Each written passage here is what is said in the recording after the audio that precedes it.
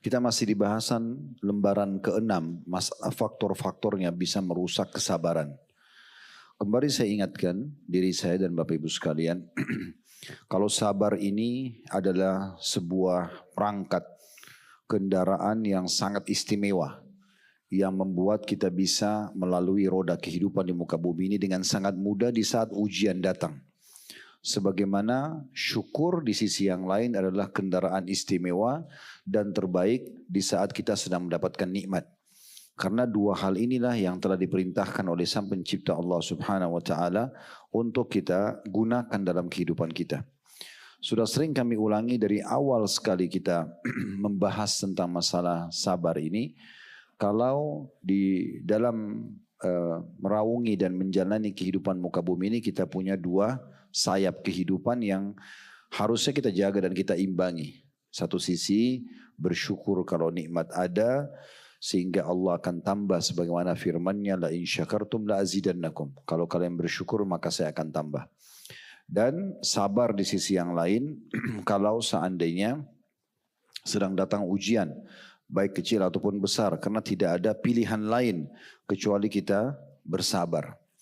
Kalau masih ingat dan saya ingatkan kembali perkataan-perkataan mulia para salaf di antaranya Umar bin Khattab radhiyallahu anhu berkata, bagian pegang bukunya ada di halaman 29, "Lau anna as-sabra wasyukra ba'iran ma balautu ayyuhuma rakibtu."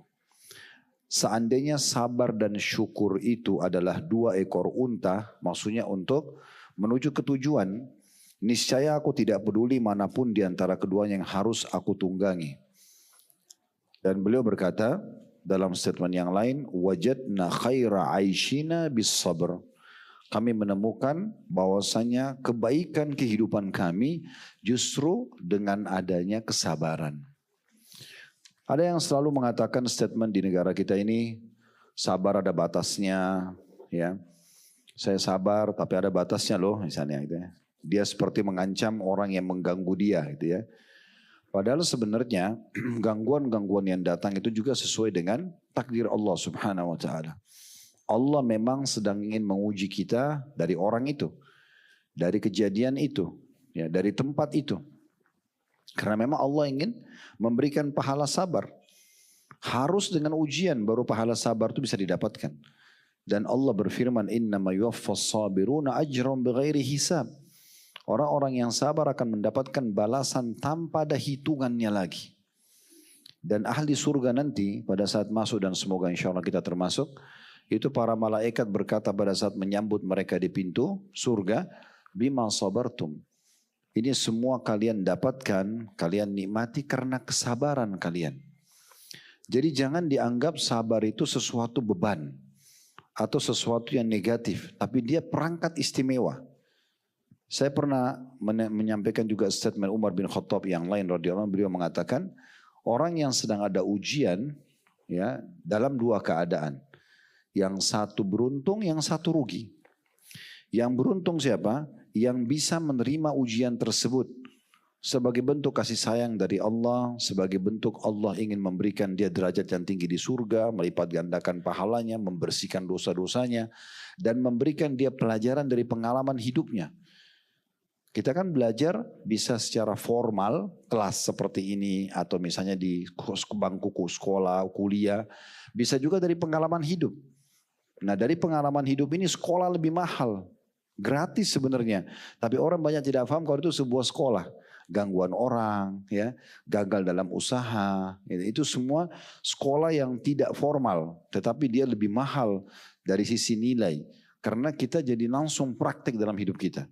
Kalau formalitas yang di kelas itu adalah teori, kayak kita sekarang belajar teori, sama dengan orang di kelas-kelas sekolah misalnya itu di kampus.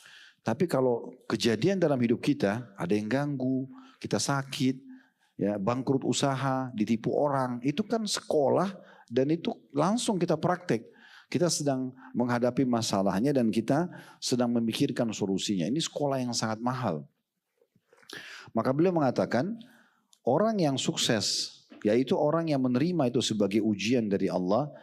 Allah takdirkan, Allah mau uji saya, maka saya terima. Dengan ini secara otomatis dia dapat pahala. kemudian dia mudah melaluinya. Orang yang sakit dan dia bisa menerima kalau itu ujian dari Allah, dia mudah melaluinya. Tetap aja dia proses untuk berobat segala macam, tapi dia tahu ini ujian dari Allah, semua ada pahalanya. Dan dia akan menemukan solusinya. Orang yang gagal adalah dia tidak menerima, gerutu, keluh kesah. Kenapa mendung sih, kenapa hujan, kenapa badai, kenapa saya sakit, kenapa orang ini saya kenal ya sehingga saya tertipu. Dia berkeluh kesah, nggak ada manfaatnya karena tidak akan mengembalikan, tidak memutar waktu supaya kita tidak ketemu orang itu, tidak akan mengembalikan kita untuk selamat dari ujian badai itu, tidak akan. Kalau dia berkeluh kesah, dia bergerutu, maka dia memungkiri takdir Allah. Dosa berarti. Kemudian dia sulit melaluinya. Semua hidupnya menyalahkan tentang kejadian tersebut. Dan dia tidak akan menemukan jalan keluarnya. Semua pilihan di tangan Anda. Anda mau yang mana? Yang pertama kah? Kita bangun tidur sakit. Kalau kita pilih opsi pertama, oh Allah lagi uji saya. Sangka baik dengan Allah. Coba kita mundur 1 tahun ke belakang, 365 hari. Saya sakit 1 tahun, atau memang saya sehat selama 1 tahun, dan ini Allah uji saya dengan flu, demam 1 minggu aja sekarang. Kalau kita bersangka baik sama Allah, sebenarnya Allah datangkan ini supaya kita lebih mensyukuri nikmat sehat itu. Coba bayangkan Bapak Ibu sekalian kalau kita nggak pernah sakit. Nggak ada nilainya kesehatan kita. Tapi di saat kita meriang, kita demam, lalu di depan mata kita ada orang meneguk air dingin, air es. Situ kita lihat, oh enak banget orang kalau sehat ya. Nah itu datang, dan itu tidak setiap saat. Selalu ujian lebih sedikit daripada nikmat, selalu. Contoh lapar. Berapa lama kita lapar? Kita lapar misalnya nih. Terus kita cari makanan, kita kunyah. Anggaplah sejam proses laparnya. Dalam kondisi kita bicara normal kayak kita sekarang ya. Ada kesempatan, ada uang bisa beli makanan. Kita tidak bicara di wilayah yang sedang kelaparan. Anggaplah 1 jam Anda maksimal udah kelaparan. Misal contoh, Anda lagi cari restoran, misalnya belum ketemu, macet. Dan dengan proses Anda pesan makanan, proses Anda kunyah dan proses di usus, anggaplah 1 jam. Setelah kita kenyang, berapa lama lagi baru kita lapar? Bisa 4-5 jam. Ya enggak? Bisa bahkan sekali makan, besok baru kita lapar. Artinya ujian selalu lebih sedikit daripada nikmat. Itu enggak lama. Andai saja kita mau bicara adil, harusnya kita sehari kenyang, sehari lapar. Harusnya setahun kita sehat, setahun kita sakit. Harusnya begitu. Tapi Allah datangkan ini sebagai sekolah Bapak Ibu sekalian. Pembelajaran dalam hidup kita. Sangka baik dengan Allah Subhanahu Wa Taala. Itu mahal sekali ya. Mahal sekali ujian-ujian tersebut. Orang yang diuji sama Allah ini, orang yang sebenarnya sekolah tanda kutip. Kita kalau lagi tidak sekolah di satu lembaga, lagi di pinggir jalan, nggak diikutkan ujian di kampus kita. Yang ikut ujian yang mahasiswa. Orang-orang yang terpilih secara khusus. Makanya para nabi-nabi pun diuji oleh Allah SWT. Ujian itu banyak manfaatnya. Kita jadi menyadari kita punya Tuhan. Kita jadi kembali kepada Allah. Kita menyadari batas kita sebagai manusia. Kita jadi tahu berinteraksi sama orang lain. Dokter, berobat, pengalaman orang. Banyak sekali yang kita bisa dapat pelajaran. Kita bisa berbagi nanti pengalaman kita.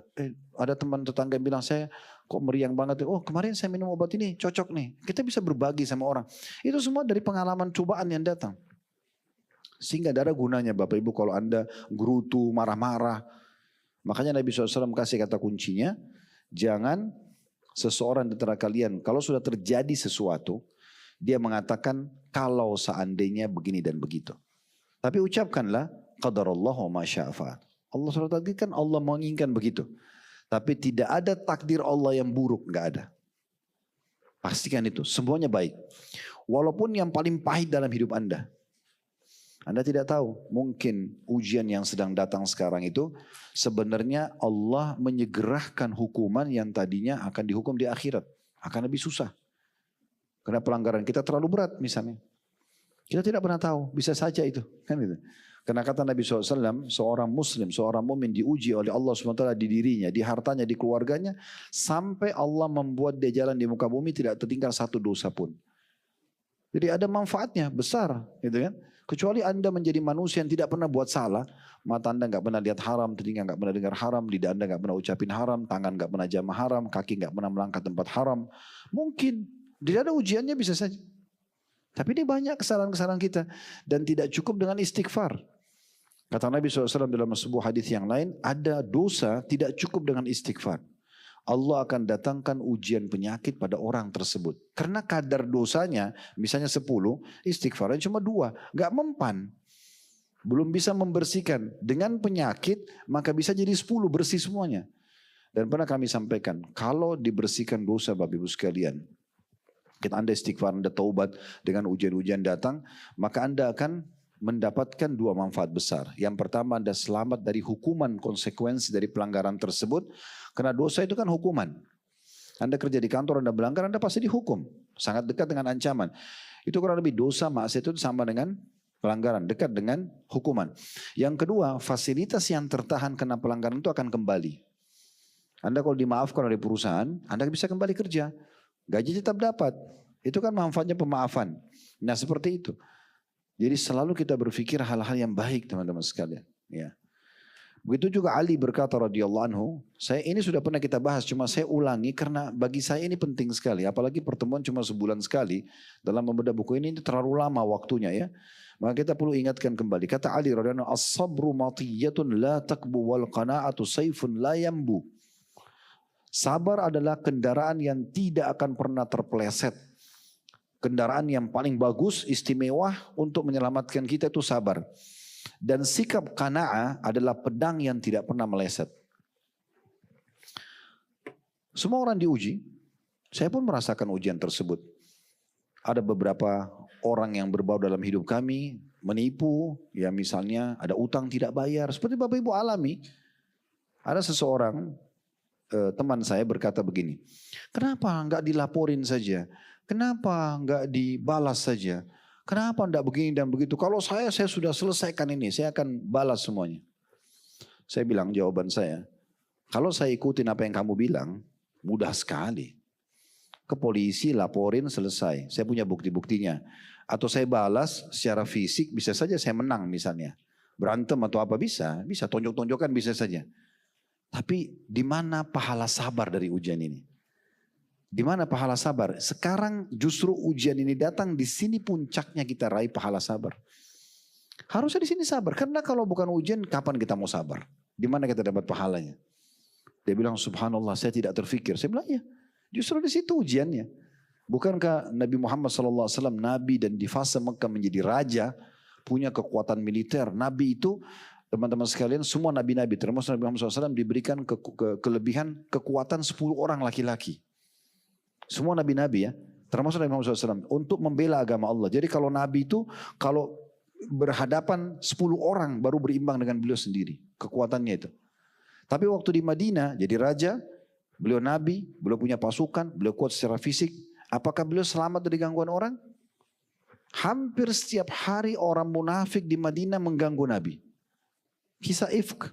Kisah tentang tuduhan Abdullah bin Abi Salul bahwasanya Aisyah istri Nabi berzina dengan Safwan. Dia nggak nanggung-nanggung ini, dia fitnah istri Nabi yang merupakan ratu di saat itu berzina. Sampai Nabi sendiri membela sambil mengatakan, kenapa ada orang yang berbicara seperti ini? Sementara saya tahu istri saya sangat mulia.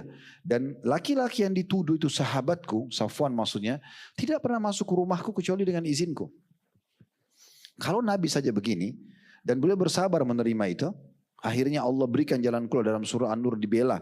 Kalau Aisyah ternyata tidak berzina gitu kan. Maka Anda jangan khawatir dengan fitnah. Anda difitnah, Anda berzina, Anda selingkuh. Itu memang disitulah pahala sabarnya. Kalau Anda tidak melakukannya, pasti firman Allah benar. Innallaha yudafi 'anil ladzina amanu. Allah akan membela orang-orang beriman. Anda demi Allah akan dibela, cepat atau lambat.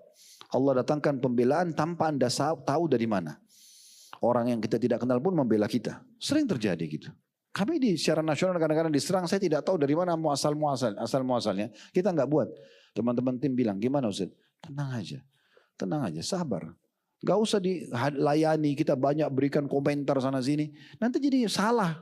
Tadinya kita benar bisa jadi salah kalau banyak ngomong. Gak usah banyak ngomong, ini ujiannya. Sabar, benar datang pertolongan yang kita tidak sangka. Secara nasional datang bantuan. Orang yang kita tidak kenal pun membela. Kuasa Allah SWT. Itu faktanya. Dan datanya begitu. Kalau Anda mau ya seperti itu. Kalau enggak ya cara yang lain. Akhirnya kita gondok-gondokan sama orang, berantem, emosional. Kita santai aja. Kalau kita tidak lakukan, Allah akan bela. Kalau Anda betul melakukan perbuatan tersebut, kesempatan Anda jadikan itu momentum introspeksi diri. Istighfar kepada Allah, kembalikan hak orang lain. Aman berarti. Jadikan itu justru teguran dari Allah. Hanya melalui orang tersebut. Clear, selesai. Simple sekali gitu kan. Ini ada orang sudah salah, bela diri lagi. Makin kemana-mana. Tidak ada habisnya. Ya, maka ini perlu digarisbawahi. Itulah lahirnya sabar itu. Kemudian Ibnu Abbas berkata radhiyallahu anhuma, afdalul uddati sabru ala syiddah. Ketahuilah, perbekalan yang paling baik, paling utama adalah bersabar saat menghadapi kesulitan. Disitulah ya puncaknya. Kemudian Al-Junaid berkata, ini masih statement berlanjut ya, di halaman 30-nya. Sabar itu adalah tajarru'ul murarati min ghairi ta'abbusin. Sabar adalah menelan kepahitan tanpa cemberut. Memang begitu definisinya. Memang begitu definisinya. Oh saya nggak bisa sabar, ya berarti tidak ada pahala. Kan gitu. Kecuali Bapak Ibu sekalian, Anda satu-satunya manusia di muka bumi yang diuji, cuman Anda yang sakit gigi, cuma Anda yang demam, cuma Anda yang keseleo, cuma Anda yang ditipu, cuma Anda yang digibah, difitnah. Oke, wajar Anda marah. Anda satu dunia semuanya sama. Ya kan? Saya sering kasih contoh itu di sini Bapak Ibu yang hadir saja. Ada nggak di sini orang yang belum pernah difitnah? Saya mau kasih mic biar bicara. Pengalaman saya Ustaz 30 tahun saya nggak pernah difitnah. Coba. Atau nggak pernah digibah, digunjing, nggak pernah diceritakan. Atau di sini ada yang hadir selama utangin orang semuanya bayar, ada? Sudah tahu kan gitu. Berarti semua orang laluin. Beruntunglah orang yang sabar. Rugilah orang yang tidak bisa sabar. Karena dia tidak, yang satu dapat raih pahala, ini tidak raih pahalanya. Karena tidak ada solusinya kecuali sabar. Ini teori sederhana tapi banyak orang yang tidak menetapkan dalam hidupnya. Padahal ini keselamatan. Inilah jalan yang terbaiknya. Al-Hasan Basri berkata rahimahullah, as-sabru kanzun min kunuzil khair, la yu'tihillahu illa li'abdin karimin indahu. Kesabaran, kata Hasan Basri, adalah salah satu pembendaharaan kebaikan yang Allah tidak berikan kecuali kepada seorang hamba yang mulia di sisinya. Kalau Bapak Ibu udah ada ujian bisa sabar, berarti Anda hamba-hamba pilihan Allah. Allah pilih Anda. Karena kalau untuk guru itu gampang. Ya kan? Balas kejahatan orang gampang. Tapi kalau Anda bisa dikasih sabar, justru Anda anggap itu, sudahlah, itu urusan dia sama Allah, saya tetap bisa bersama. Itu berarti istimewa tuh. Nah, itu istimewa di situ. Bisa sabar dalam keadaan sebagaimana kalau ada nikmat kita bersyukur. Nah, gitu. Sa'id bin Jubair rahimahullah berkata, as-sabru i'tiraful abdi lillahi bima asaba minhu wahtisabuhu indallah. Sabar adalah pengakuan seorang hamba kepada Allah dengan musibah yang menimpa darinya. Oh ya, ini Allah lagi uji saya terima. Sebagaimana kalau tidak kita samakan sama Allah. Kalau pimpinan atau owner perusahaan Anda menetapkan satu peraturan, Anda suka tidak suka harus lalui. Ya, kalau tidak berarti keluar dari perusahaan. Kalau di bumi ini kita mau lari kemana dari Allah? Allah kasih ujian ya sudah. Gak ada pilihan. Orang sabar itu pahalanya akan didapatkan kata beliau. Kalau orang tahu ini musibah ujian dari Allah. Masalah penyebab itu semua cuma bahan ceritanya orang. Ini yang sebabnya orang cerita saya, ini orang fitnah saya, ini orang datang utang sama saya. Itu sebabnya. Intinya kita sedang diuji sama Allah. Intinya itu. Sabar gak? Dan pengharapan seorang hamba untuk mendapatkan pahala di sisinya. Itu kesabaran. Dia tahu ini ujian dari Allah, dia terima, kemudian dia pun berharap dengan itu Allah berikan pahala. Maimun bin Mihran berkata, "Mana la 'abdun syai'an min jismil khairi min nabiyyin aw ghairi illa bis sabr." Ketahuilah tidak ada seorang hamba pun, bahkan seorang nabi, bisa meraih kesempurnaan hidup dan kebajikan kecuali dengan ujian yang dia bersabar. Umar bin Abdul Aziz rahimahullah berkata, "Ma an'amallahu 'ala 'abdin ni'matan fantaza'aha minhu fa'adahu makanaha as-sabr illa kana ma 'awwadahu khairan mimman taza'ahu min." Kata beliau, tidaklah Allah melimpahkan suatu nikmat kepada seorang hamba lalu dia mencabutnya. Misalnya ibu dan bapak lagi sehat lalu dibuat sakit. Kita lagi mampu sukses lalu jatuh, ya. Kata beliau, tidaklah Allah melimpahkan sebuah nikmat kepada seorang hamba, lalu Allah angkat nikmat itu. Dari sehat sakit, dari sukses langsung gagal gitu ya. Allah angkat. Lalu Allah ganti dengan dia terima dengan bersabar, kecuali yang sabar itu lebih baik daripada apa yang diambil darinya. Karena pasti setelah kesabaran, kalau Bapak Ibu lagi ada ujian, percaya Bapak Ibu sekalian teorinya, kalau Anda ada ujian, sebagaimana ada garis startnya, ada garis finishnya. Jangan pernah bilang ini kapan saya keluar dari masalah ini, akan keluar. Tinggal orang keluar itu meraih satu pelajaran penting dalam hidupnya dan meraih maksimal pahala, atau dia keluar dalam kondisi tidak ada apa-apa yang dia dapatkan, bahkan dapat murkanya Allah. Semua ada start, ada finish, semuanya di muka bumi ini. Anda makan, dia ada mulai, ada akhir. Anda tidur, ada makan, ada mulai, ada akhir. Ya. Apa saja semuanya begitu. Hidup pun kita lahir, kita akan mati. Ada susunan. Semua, ujiannya pun sama. Nikmat pun sama. Semua akan berakhir. Gitu kan? Maka teman-teman sekalian, yakinlah di ujung daripada sebuah ujian ada jalan keluar. Tinggal siapa yang lulus. Ya. Memang butuh perjuangan. Orang lomba lari maraton, yang paling sabar, teguh, dia menang tuh. Kalau pertengahan lari, adalah capek, saya nggak mau lanjut. Ya sudah nggak apa-apa, tapi nggak menang. Ya, gitu. Gak menang, gak dapat juara, gak dapat segala. Kalau yang menang sabar, capek, ia letih sampai kehausan, tapi dia paksakan dirinya sampai garis finish selesai. Apa yang didapat? Ya dapat juara, namanya jadi harum, dapat hadiah dan segala macam. Orang begitu rasionalnya. Ibnu Taimiyah berkata rahimahullah, as-sabru 'alal masaibi wajibun bittifaqi a'immatid din. Bahwasanya bersabar menghadapi musibah-musibah bagi seorang muslim itu adalah kewajiban, bukan pilihan. Bagi semua muslim sesuai dengan kesepakatan para ulama. Jadi bukan pilihan sebenarnya. Makanya tidak ada opsi ya. Kita sabar dapat pahala, dapat solusi, atau tidak kita gerutu maka dapat murka Allah subhanahu wa ta'ala. Dan memang tidak dapat jalan keluar juga. Yang terakhir Ibnu Qayyim berkata al-Jauziyah rahimahullah, Inna Allah subhanahu wa ta'ala ja'ala as-sabra jawadan la yakbu wa sariman la yambu wa jundan la yuhzam wa hasinan la yuhdam wa la yuthlam. Sesungguhnya Allah subhanahu wa ta'ala menjadikan sabar sebagai kendaraan yang tidak pernah terpeleset, pedang yang tidak akan meleset, tentara yang tidak bisa dikalahkan, dan benteng yang tidak bisa diruntuhkan dan tidak bisa dihancurkan. Ya. Kalau ada orang jahat sama kita Bapak Ibu sekalian, kemudian Anda sabar, dia kehabisan bahan itu. Kalau Anda tidak jawab, Anda tidak respon, malah yang pegel dia. Ya, nah, ada orang jahat sama kita nih, dia tidak suka sama kita, dia cerita, cari masalah lah, dia gibah, fitnah kita nggak layani.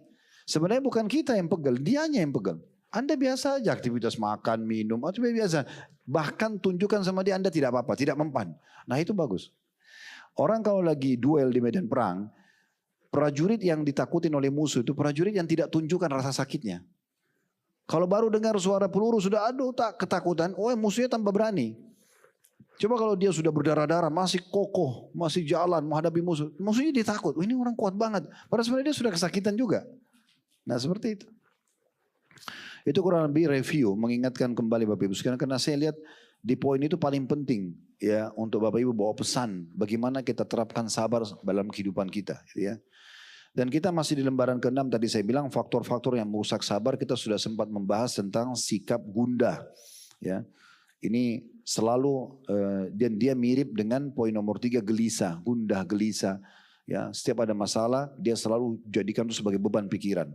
Kalau Anda anggap itu biasa, bukan pemikiran oh Allah lagi uji saya, bangun tidur sakit, ya sudahlah langsung saja ikhtiar, minum teh hangat, minum obat, sudah selesai. Anda santai aja maka akan tenang, tidak akan jadi beban hidup gitu ya. Kemudian juga marah, suka emosional ya, marah-marah dalam kondisi ada ujian, tidak ada manfaatnya. Tidak akan menyelesaikan permasalahan tersebut. Juga terburu-buru, ini semua sudah kita bahas. Terburu-buru selalu ingin memikirkan hasil, jalan keluarnya. Padahal sebenarnya semua akan ada ujungnya. Juga sudah kita bahas masalah putus asa. Ya. Itu poin nomor 5 yang tidak boleh putus asa dari rahmat Allah subhanahu wa ta'ala. Kami memberikan jawaban kepada orang yang bertanya, misalnya kalau ada orang mau berzina, saya mau berzina, boleh nggak? Nggak boleh, karena haram, karena dia belum melakukannya. Ya, begitu yang Nabi SAW melakukan kalau ada orang yang datang izin untuk melakukan dosa, gitu ya. Tapi beda hukumnya kalau orang sudah melakukannya dan dia bertanya, saya sudah berzina, apa yang saya lakukan? Kita mengatakan Anda taubat kepada Allah SWT dan jangan ulangi, gitu ya. Jadi kalau orang sudah melakukannya, sudah terlanjur dan terjun dalam perbuatan dosa, tugas Anda sekarang segera kembali kepada Allah. Dan jangan putus asa, karena putus asa dari rahmat Allah ini adalah senjata syaitan. Membuat kita, oh kamu gak akan diampuni sama Allah, dosamu terlalu besar. Ya Allah sudah murka gitu kan. Ya itu semua tidak boleh, itu sudah kita bahas pada pertemuan kita terakhir yang lalu. Nah sekarang kita akan bahas 2 poin terakhir, faktor-faktor penyebab daripada rusaknya ya kesabaran itu sehingga tidak bisa maksimal kita meraih pahalanya. Yaitu yang keenam, takut ketika berhadapan dengan musuh. Nah, ini memang bicara masalah keberanian ya.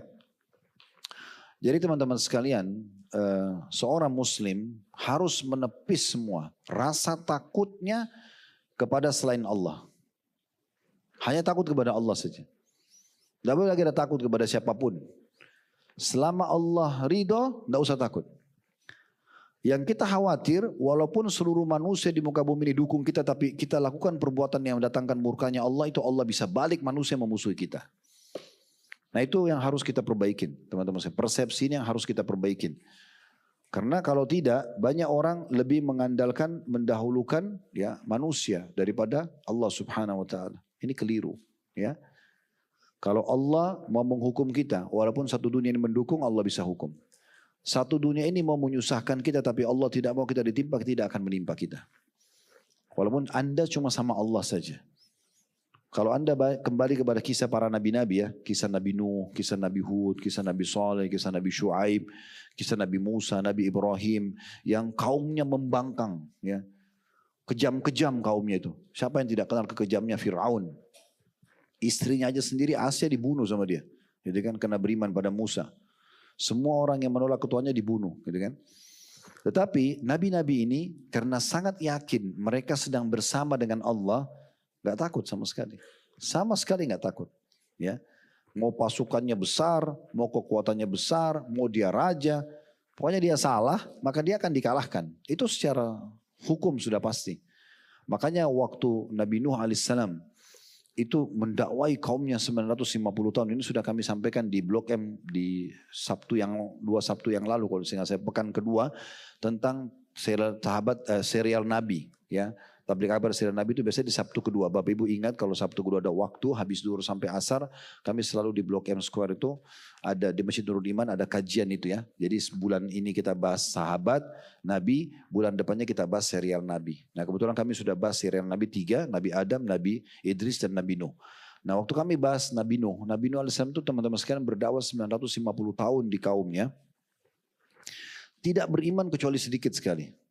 Termasuk istrinya tidak mau beriman, anaknya tidak mau beriman, tapi beliau sabar, beliau tetap bersabar.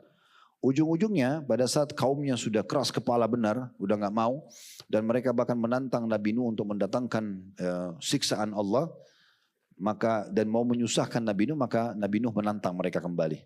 Kalau gitu, kumpulkan semua kekuatan kalian, semua tipu daya kalian, jangan ditunda sekarang, lakukan pada saya. Dan saya yakin Allah akan membela saya. Dan betul. Tidak ada satupun dari kaum Nabi Nuh yang berhasil menyentuh badannya Nabi Nuh. Padahal di depan mata mereka bisa bunuh Nabi Nuh. Ya, mereka tidak bisa. Dan akhirnya Allah tenggelamkan mereka. Setelah Nabi Nuh, kisah Nabi Hud sama. Ya, yang diutus kepada kaum beliau, kaum Ad. Sama.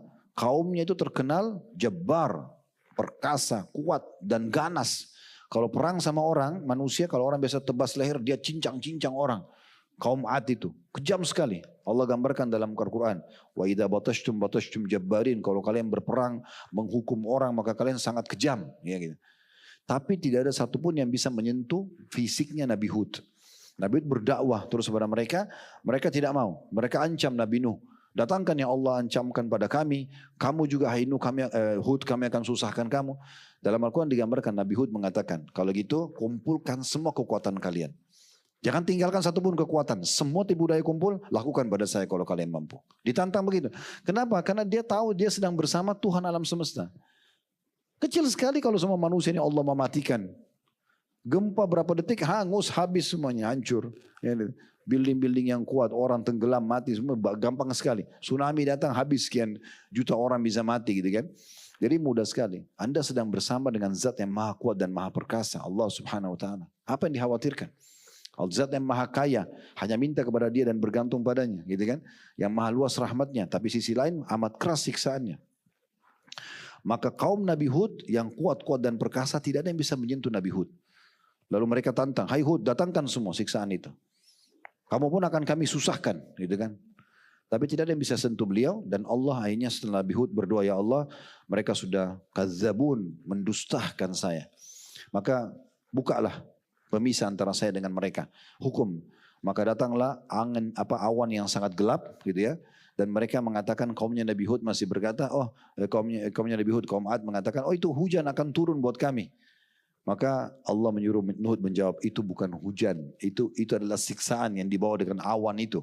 Maka datanglah suara guntur yang sangat keras, lalu menghancurkan mereka sampai Allah menggambarkan, dan kami hancurkan Ad itu sampai ke akar-akarnya. Gak ada satupun yang hidup di antara mereka orang kafir, binasa semuanya, rumah-rumah dan istana mereka semuanya hancur dan tinggal kenangan saja. Kalau Anda sedang bersama dengan Allah teman-teman, jangan khawatir. Ya. Intinya sebenarnya semua perkara yang terjadi di muka bumi ini adalah memperlihatkan hubungan Anda sama Allah. Kalau Anda baik sama Allah, baik semua yang lain ini. Kalau Anda buruk sama Allah, ini makan buruk semua yang lainnya. Jadi kan bahan introspeksi diri, itu penting ya. Jadi kalau Anda ada apa-apa, Anda diserang orang, Anda sedang ada masalah yang Anda hadapin apapun, maka yang paling pertama introspeksi diri antara Anda sama Allah. Yang paling baik wudu, segera sholat. Istighfar kepada Allah SWT. Ya Allah, kalau ini adalah penyebabnya dosa-dosa hambamu, maafkanlah. Kalau ini ujian, mudahkan hambamu untuk melalui. Jadi kita kembali kepada Allah. Maka semua akan selesai. Anda kembali kepada fulan, sibuk dari pengacara ini kepada pengacara yang sana, sibuk dari orang ini kepada orang yang itu, tidak selesai. Bukan tidak boleh kita ikhtiar manusiawi, tapi ini bentuk ikhtiar manusiawi saja. Puncaknya adalah intinya Anda beribadah kepada Allah Subhanahu wa taala. Anda sholat malam, Anda kembali kepada Allah, bertaubat kepadanya, itu intinya, ya. Itu poin dulu yang kami ingin sampaikan, masalah takut ketika berhadapan dengan musuh. Maka jangan pernah takut kalau Anda bersama dengan Allah. Allah mampu mengalahkan siapapun. Allah bisa melunakkan hati siapapun, ya. Dan Allah bisa menyelamatkan dan memberikan rezeki kepada siapapun, ya. Semua itu bisa di tangan Allah Subhanahu wa taala. Ini keyakinan kita tentang Tuhan kita Allah Subhanahu wa taala, dan salah satu dan mengimani nama-nama dan sifat-sifatnya, ya. Nah, teman-teman sekalian, kita bicara sekarang medan perang. Kalau berhadapan dengan musuh lebih besar lagi lingkupnya. Kalau tadi kan berhadapan musuh secara individual. Orang yang gibah kita, orang yang fitnah kita misalnya. Tadi sudah kami sampaikan bagaimana menghadapinya. Kita introspeksi diri, kita kembali kepada Allah, nanti Allah akan bantu kita menyelesaikannya. Sekarang kalau di medan perang, maka juga sama. Kita harus tahu teman-teman sekalian. Orang kalau masuk medan perang, itu adalah salah satu ibadah. Jihad itu adalah ibadah. Ibadah, ya. Allah tidak bukakan pintu-pintu jihad kecuali kepada hamba-hamba pilihannya. Harusnya kita sekarang ini cemburu dengan teman-teman di Gaza. Bukan kasihan. Kita kasihani diri kita sendiri harusnya. Karena yang sedang dapat peluang hitungan detik masuk surga mereka, bukan kita. Mereka tinggal tunggu satu peluru datang, satu bom datang, mati masuk surga. Bisa selamatin 70 keluarganya, masuk surga tanpa hisab, dosanya semua dimaafkan kecuali utangnya. Depan mata. Dan memang untuk mati syahid ya begitu. Memang harus kepalanya hancur, badannya luka, memang begitu. Makanya kata Nabi SAW, orang yang mati syahid, maka akan keluar dari luka-luka tubuhnya itu, darahnya pada hari kiamat tetap seperti sama, dan keluar darah tapi darahnya lebih wangi atau baunya seperti kasturi. Untuk menunjukkan memang mereka luka di jalan Allah SWT. Memang jihad begitu, ya. Perlu Anda garis bawahi poin penting. Anda pun kalau masuk medan perang teman-teman, Anda tidak akan mati kecuali memang ajal datang dan Allah pilih Anda sebagai orang yang mati syahid. Makanya Allah bilang dalam Al-Quran, liyattakhidha minkum syuhada. Allah akan memilih orang-orang masuk medan perang itu yang menjadi mati syahid. Jadi gak usah khawatir, saya ikut perang, saya mati. Tidak, belum tentu Anda mati. Dan memang secara fakta dan data sejarah, selalu orang yang mati syahid lebih sedikit daripada orang yang hidup. Di peperangan Nabi Muhammad SAW, di perang Badr tahun 2 Hijriah, itu di 15 Ramadan tahun 2 Hijriah terjadi di perang Badr, kurang lebih 170-an kilometer dari kota Madinah. Waktu itu jumlah muslimin 314 orang bersama Nabi, ya. Musuh 1000. Dan waktu itu peperangan beda sama kita sekarang. Orang pedang sama pedang. Hadap-hadapan begini. Jadi 90% mati. Ya, karena pedangnya diayunkan, dihantamkan, kena mati. Kita selamat tangkis musuh yang ini, belum tentu musuh dari kanan kita selamat, belum tentu dari kita selamat, belum tentu dari belakang kita selamat, belum tentu selamat dari panahnya orang depan.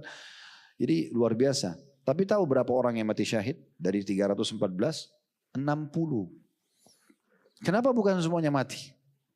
Allah memilih siapa di antara mereka yang Allah mau menjadikan syuhada. Karena ini istimewa banget. Ya kan gitu. Di perang Uhud, kekuatan muslimin 700 orang. Menghadapi Quraisy 3.000 orang. Artinya hampir 3 kali lipat dari kekuatan muslimin. Yang mati syahid cuma 70. 10%-nya. Gitu kan? Sedikit sekali orang mati syahid itu. Di perang Ahzab, setelahnya perang Khandaq, itu yang mati di antara muslimin yang riwayat sahih Sa'ad bin Mu'ad. 1 orang sahabat. Padahal waktu itu jumlah pasukan Ahzab 10.000. Muslimin 1.000 orang. 10% kepada muslim. Yang mati Sa'ad bin Mu'ad. Ada beberapa sahabat yang luka kecil tapi tidak mati. Gitu kan? Itu pun mati saat meninggal radhiyallahu anhu setelah hukuman suku Quraidah. Ada kisah panjang dalam perang Ahzab tentunya. Anda bisa lihat di kajian Sirah Nabawi kami. Di perang Khaybar juga tidak ada yang mati kecuali 2-3 orang. Padahal jumlah muslimin 1.400 orang. Melawan pasukan Yahudi waktu itu di setiap benteng ada 1.000, berarti sekitar 9.000 pasukan. Kemudian di pembebasan kota Mekah, di perang Bani Mustalik juga sama. Tidak ada korban kecuali kecil sekali. Intinya selalu korban lebih kecil. Pembebasan kota Mekah, 10.000 pasukan muslim datang dari Madinah, itu tidak ada yang korban kecuali 1-2 orang. Ya. Di perang Hunain, di lembah Hunain melawan suku Hawazim juga sama. Yang terbunuh cuma belasan orang, sementara pasukan muslim itu 12.000 orang. Jadi selalu lebih sedikit gitu ya. Sekarang pertanyaan sederhana Bapak Ibu sekalian. Bukankah Gaza ini lagi dibombardir? Bayangkan kalau kayak Jakarta ini sekarang. Di sana bom, di sini bom, ini hancur. Secara akal sehat ada yang bisa selamat gak? Kenapa sekarang di Gaza kalau ada pembagian makanan kumpul semua datang. Dari mana tuh manusia? Kenapa gak mati semuanya? Ya, sampai sekarang hitungan penduduk Gaza yang mati sama yang hidup lebih banyak orang yang hidup. Padahal dibombardir. Allah memilih mereka. Jadi istimewa banget itu kalau Allah pilih kita mati syahid. Mungkin Anda bilang, Ustaz, kan orang mati sakit Ustaz. Ditusuk pisau, ditebas lehernya sama pedang, kena bom. Bapak Ibu garis bawahi poin penting. Orang yang mati merasakan satu saja. Mereka cuma rasa sakaratil maut. Proses pencabutan ruh. Enggak ada lagi ceritanya kita kalau ditebas leher sama musuh, aduh leher saya sakit. Enggak ada itu. Sebagaimana orang kalau ditabrak kereta api, mati di tempat tiba-tiba. Dia enggak rasa, aduh badan saya sakit di lidas kereta. Enggak ada. Meledak di pesawat. Dia enggak lagi bilang pada saat mati itu, aduh badan saya panas kena api. Enggak ada itu semua. Jadi orang yang mati ditabrak kereta api, tenggelam di laut, dimakan ikan, ditebas kepalanya oleh musuh. Orang yang mati di atas ranjang, sama. Sama saja. Melalui proses satu, pencabutan ruh. Dan Nabi SAW sudah kasih kita bocorannya. Cuma 2 keadaan. Orang beriman akan mudah ruhnya keluar seperti keluarnya air dari mulut kendi. Kata beliau dalam hadis yang sahih ada 3 malaikat yang datang kepada orang-orang beriman. Di kiri kanan malaikat rahmah, kasih sayang membawa kain kafan dari surga. 1 malaikat maut di ubun-ubun kepala. Yang mengatakan, hai jiwa yang baik, keluar kepada rahmat Tuhanmu. Maka ruhnya keluar dengan sangat mudah seperti air dari mulut kendi. Kita gimana kalau tuang teh atau air dari mulut kendi keluar air, begitu cepatnya. Belum sesaat keluar, diambil oleh malaikat rahmah, dibungkus dengan kain kafan dari surga, dibawa ke langit. Lalu penjaga langit pertama, malaikat menanyakan kepada malaikat yang membawa itu, ruhnya siapa ini? Sungguh mulia ruh ini. Karena mengeluarkan, kata Nabi SAW, bau lebih wangi dari kasturi.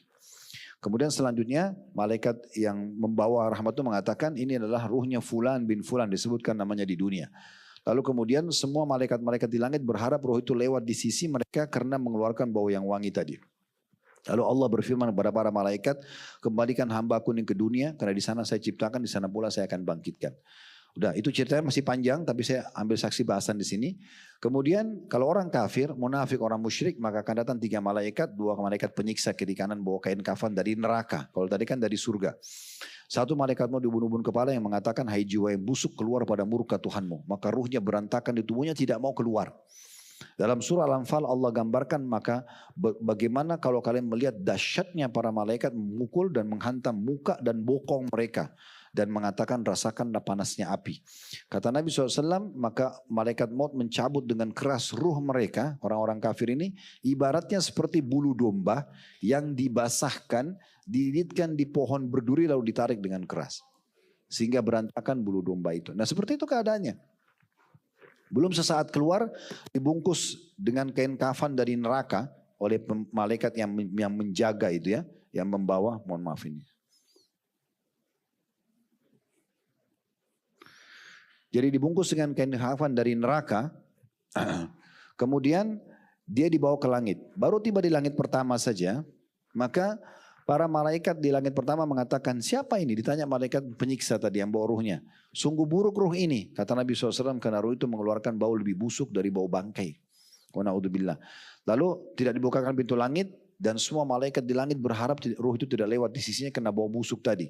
Lalu Allah berfirman kepada para malaikat penyiksa, bawalah dia ke dunia, kembalikan ke dunia, di bumi dikuburkan, karena di sana saya ciptakan, di sana pula saya bangkitkan, dan catat dia termasuk ahli neraka, gitu ya. Jadi cuma itu keadaannya. Jadi orang yang mati semua ini bahan ceritanya manusia.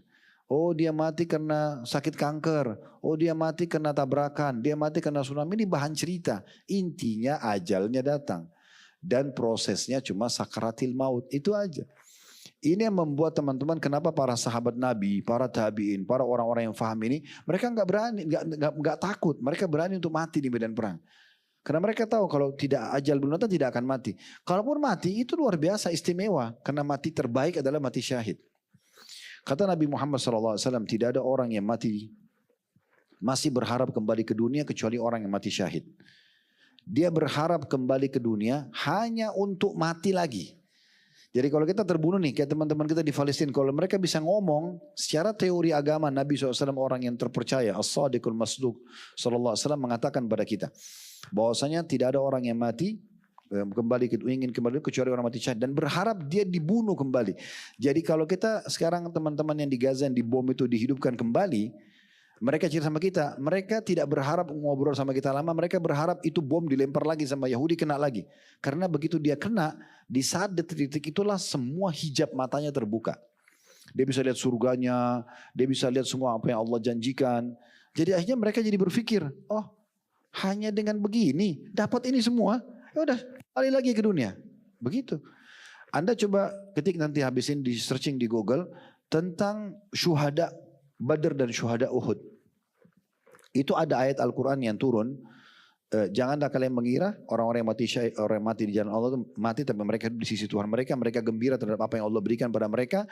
Dan mereka menyampaikan berita gembira kepada orang yang belum menyusul mereka agar mereka jangan takut dan jangan sedih. Apa sebabnya ayat ini turun?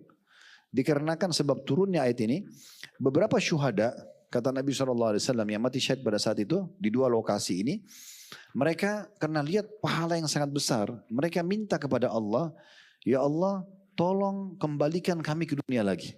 Supaya kami terbunuh lagi. Karena hanya dibunuh lalu dapat semua ini. Apa susahnya? Hitungan detik gitu kan. Apalagi dia sudah tinggal lihat malaikat cabut ruhnya. Gak dirasa lagi senjata-senjata yang kena tubuhnya. Maka Allah mengatakan, sudah menjadi peraturanku tidak bisa lagi kembali ke dunia setelah mati. Karena kita cuma sekali mati. Allah bilang dalam Al-Quran, la yatukunal mauta illa mautatal ula. Mereka tidak rasakan mati kecuali mati yang pertama saja. Nanti kalau kita sudah mati, kita akan hidup abadi. Makanya dalam istilah agama kita, mati itu adalah sebuah pintu menuju kepada kehidupan abadi. Jadi gak perlu kita khawatir dengan mati, karena setelah mati kita akan khalidina fiha. Kekal selamanya di surga. Kalau beriman tapi orang kafir ya dia celaka. Kekal selamanya di neraka gitu kan. Jadi memang harus melalui proses kematian itu. Nah seperti itu. Jadi orang-orang yang mati di jalan Allah Subhanahu Wa Taala ini tidak ada sesuatu yang mereka perlu khawatirkan, ya tidak perlu khawatirkan. Maka mereka bilang, ya kata Nabi SAW, Allah bilang mintalah, mereka bilang ya Allah kami berharap kami kembali ke dunia supaya kami terbunuh lagi. Kata Allah Subhanahu Wa Taala sudah menjadi peraturanku tidak ada lagi kembali ke dunia setelah kematian yang pertama. Maka mereka bilang kalau gitu tolong sampaikan berita gembira kepada saudara-saudara kami yang belum menyusul kami. Jangan mereka takut, tidak usah khawatir, kami sudah lihat depan mata. Udah mati aja di jalan Allah, selesai. Nah gitu. Seperti itulah kurang lebih gambarannya. Dan kelebihan kita sebagai seorang muslim, Bapak Ibu sekalian, kita yang diberikan bocoran-bocoran luar biasa. Anda mau tahu kisah tentang umat sebelum kita? Walaupun kita tidak hidup di masa Nabi Adam, Nabi Nuh, Nabi Saleh, Nabi Syuaib, kita tahu ceritanya semua. Dalam Al-Quran digambarkan. Awal histori manusia dari Nabi Adam diciptakan dari bahan apa? Sampai masuk surga, sampai digoda syaitan, sampai turun ke bumi, turun-turunannya semuanya, sampai semua itu sudah kita tahu. Yang kita butuh untuk kehidupan kita sekarang, mana yang boleh makanan, minuman, pergaulan, pendapatan, hukum-hukum syariat sudah ada. Anda mau masa depan, prosesi kematian, alam barzah, tentang hari kebangkitan timbangan amal, tentang surga neraka, ya semua sudah dirincikan. Bahkan kalau kita baca tentang surga, dari hadis Nabi SAW, seperti kita sedang lihat.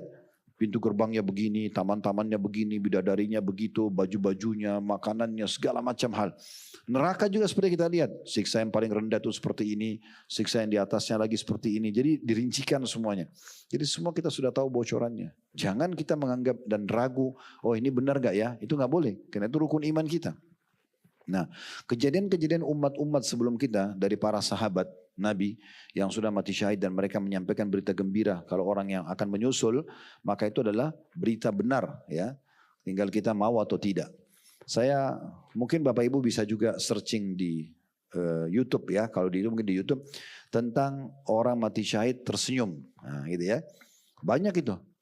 Ada yang meninggal tuh hari di Syria, ada yang meninggal di Palestina. Mereka ada yang bahkan sebelum meninggal dalam proses sakarat dia senyum ketawa, anak muda ya, itu wajahnya tampan banget, masya Allah bercahaya. Dia bilang, ya Allah surga seluas langit dan bumi, saya sedang melihatnya, jangan kalian ragu. Habis itu meninggal. Ada itu, ya tapi dalam bahasa Arab dia ngomong, yaitu bukan satu dua orang. Allah Subhanahu Wa Taala datangkan untuk kita jadikan saksi. Di masa Nabi Muhammad SAW kan pernah Nabi ceritakan tentang waktu Handalah meninggal mati syahid di perang Uhud, itu kan? Handalah itu perang Uhud itu terjadi Bapak Ibu sekalian 16 Syawal tahun 3 Hijriah di Uhud, di lokasi perang Uhud. Handalah ini itu kan hari Sabtu terjadi perangnya. Hari Jumat dia menikah. Hari Jumat malam dia menikah. Dia selepas sholat subuh, berhubungan biologi suami istri dalam kondisi dia junub. Pas waktu duha, belum sempat mandi, utusan Nabi Muhammad keliling kota Madinah. Karena belum ada mikrofon, belum ada media kayak kita sekarang. Maka keliling, hai muslimin, Quraisy sudah tiba di Uhud. Ayo kita keluar, Rasulullah mewajibkan laki-laki perang. Nah, orang laki-laki semua yang beriman keluar. Handalah ini belum mandi junub, dia pakai baju perang lalu dia ikut perang. Subhanallah, dia termasuk yang mati syahid di perang Uhud. Anda bisa ketik kisah Handalah mati syahid di perang Uhud. Waktu jenazah para syuhada dikumpulin, Nabi SAW melihat satu-satu, mendoakan. Pas Handalah Nabi buang mukanya. Maka akhirnya sahabat mengatakan, ya Rasulullah, ada apa dengan Handalah? Apakah ada sesuatu yang buruk terjadi padanya? Kata Nabi SAW, saya diperlihatkan oleh Allah, istrinya dari bidadari menjemputnya. Ini Nabi fakta sampaikan, istrinya dari bidadari menjemputnya gitu kan. Dan dia sekarang sedang dimandikan junub oleh malaikat.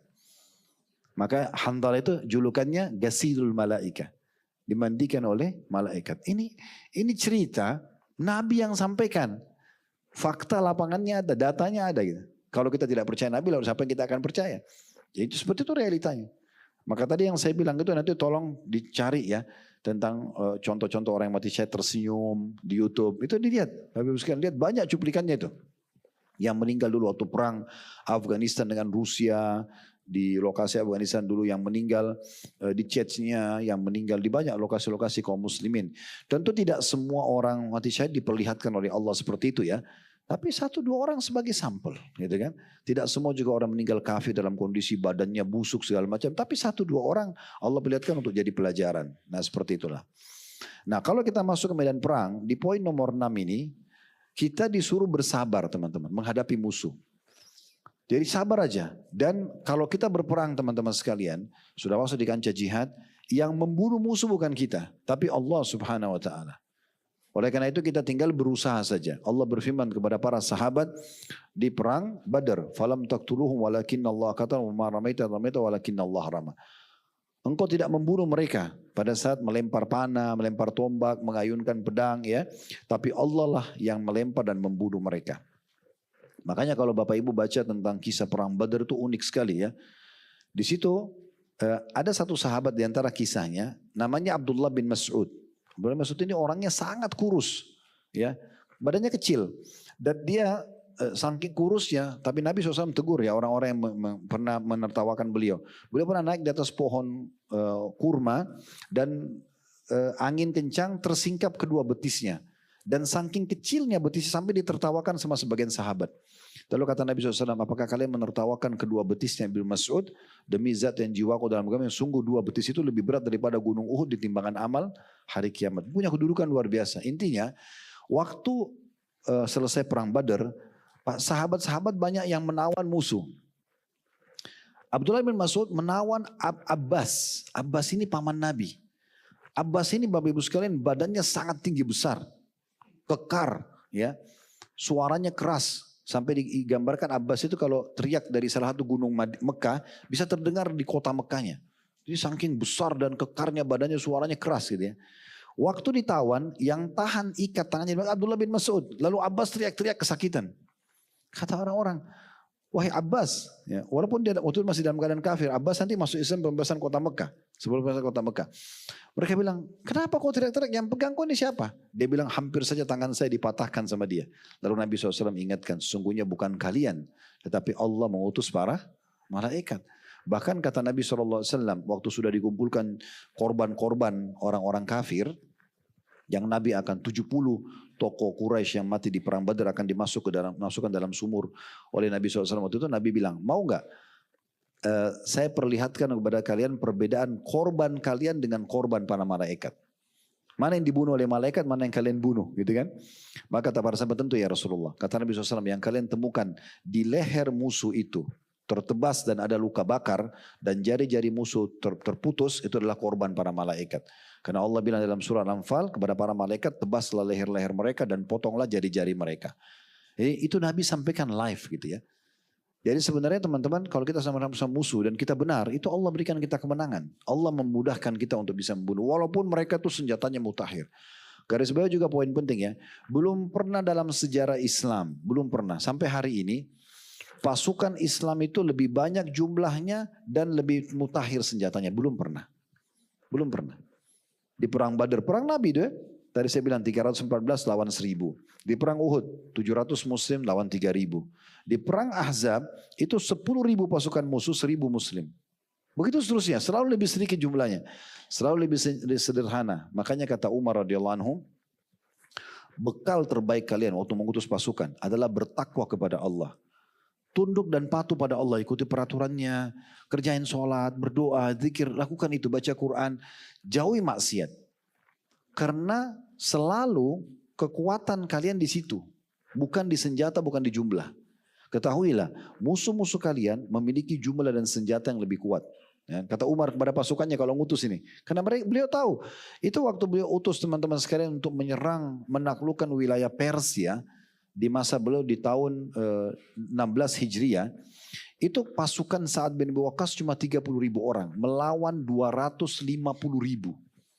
30.000 lawan 250.000 itu sekitar 80 kali lipat. Lebih besar gitu ya. Jadi jumlahnya mereka banyak banget. Ya, 8 kali lipat maaf dari kekuatan umat Islam. Tapi menang ya. Di tahun 15 sebelumnya ke negeri Syam itu jumlah pasukan muslimin 12.000 melawan 250.000 pasukan Persia, Romawi. Begitu seterusnya. Waktu menembus Mesir tahun 20 Hijriah di tangan Amr bin As, jumlah pasukan muslim 8.000 ditambah 4 orang sahabat yang Umar bilang keempat orang ini satu orang kekuatannya sama 1.000 orang. Melawan satu Mesir puluhan ribu pasukannya tapi kalah mereka. Makanya Umar bilang kekuatan kalian ditakwa kepada Allah.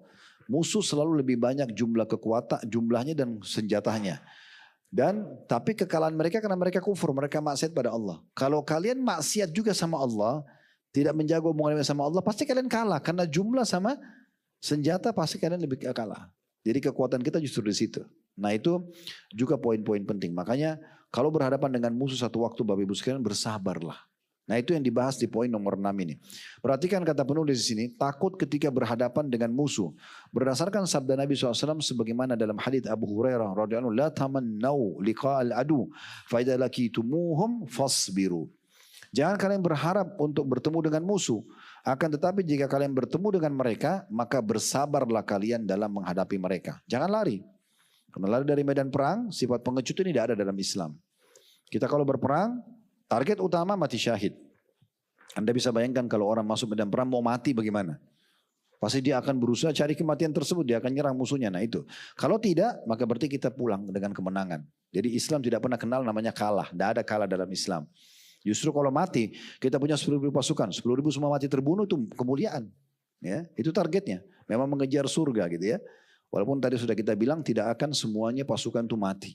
Kuasa Allah Subhanahu Wa Taala mereka ya itu diselamatkan oleh Allah Subhanahu Wa Taala. Ya. Di sini makna hadis Nabi SAW. Di sini makna hadis Nabi SAW, la tamannu liqa'al adu, jangan kalian berharap bertemu dengan musuh. Hadis ini teman-teman sekalian disebutkan oleh Nabi di perang Khaybar. Di perang Khaybar. Waktu itu Nabi SAW menyerang dengan 1.400 orang pasukan ke wilayah Khaybar. Tadi saya bilang ada 9 benteng Yahudi. Satu benteng ada kekuatan 1.000 orang, berarti sekitar 9.000 pasukan. Dan ini Bapak Ibu sekalian, waktu sebelum berangkat Nabi sudah bilang, Allah menjanjikan kita akan menang. Khaybar akan kita taklukkan. Maka sahabat gembira semua karena janji ini. Udah pasti kita menang. Tetapi bukan berarti Nabi duduk manis. Nabi tetap mengepung satu benteng pertama. Ya, itu namanya benteng Naim. Itu dikepung oleh Nabi sekitar 43 hari. Baru bisa tembus. Jari kelingking Nabi itu sempat kena anak panah dan luka. Gitu kan. Jadi memang perbekalan makanan sempat habis. Memang begitu kondisi dan keadaannya. Oleh karena itu teman-teman sekalian, kita tetap harus ikhtiar gitu ya. Nah waktu pertama tiba di Khaybar, ada beberapa orang Yahudi lihat pasukan muslim datang. Mereka sebenarnya lebih banyak, tadi saya bilang sekitar 9.000 orang. Dan mereka ketakutan. Banyak di antara mereka masuk ke benteng mereka, tutup pintu gerbang segala macam. Lalu para sahabat takbir, Allahu Akbar, kita menang gitu kan. Maka Nabi SAW menyampaikan sabda beliau ini. Jangan kalian berharap bertemu musuh. Berharap musuh kalau dengar kita keluar sebagai pasukan muslim mereka lari. Itu yang kita harapkan. Mereka sudah, yang penting mereka takut dengan kaum muslimin supaya mereka tidak sebarkan kekufuran dan maksiat mereka. Tapi kalau mereka tetap mau melawan kita, kita bersabar. Nah begitu ya. Lalu kata Nabi SAW, jangan kalian berharap bertemu dengan musuh. Kalau kalian bertemu maka bersabarlah. Dan di satu itu Nabi SAW juga mengingatkan dalam sabda beliau yang lain, jangan kalian berteriak-teriak pada saat menyebut nama Tuhan kalian. Karena kan sahabat teriak, Allahu Akbar, teriak-teriak gitu. Kata Nabi, jangan kalian teriak, karena yang zat yang kalian sedang panggil tidak tuli. Allah SWT dengar, gak perlu untuk teriak-teriak. Ya kita cukup dengan adab dan tata kerama dalam menyampaikan hal tersebut. Nah ini kurang lebih gambaran teman-teman sekalian berhubungan dengan masalah sebab yang bisa merusak faktor kesabaran. Yang keenam yaitu takut ketika berhadapan dengan musuh, dan sudah alhamdulillah panjang lebar kita sampaikan masalah itu. Kedepannya kita akan lanjutkan di sebab yang ketujuh terakhir, masalah melakukan seruan-seruan jahiliyah. Ini ada bahasan sendiri ya tentang masalah kalau bapak ibu menghadapi kematian, terutama ibu-ibu, jangan sampai ucapin doa-doa buruk. Jambak rambutnya, robek-robek bajunya, kenapa dia meninggal, kenapa dia begini, itu tidak boleh dalam Islam.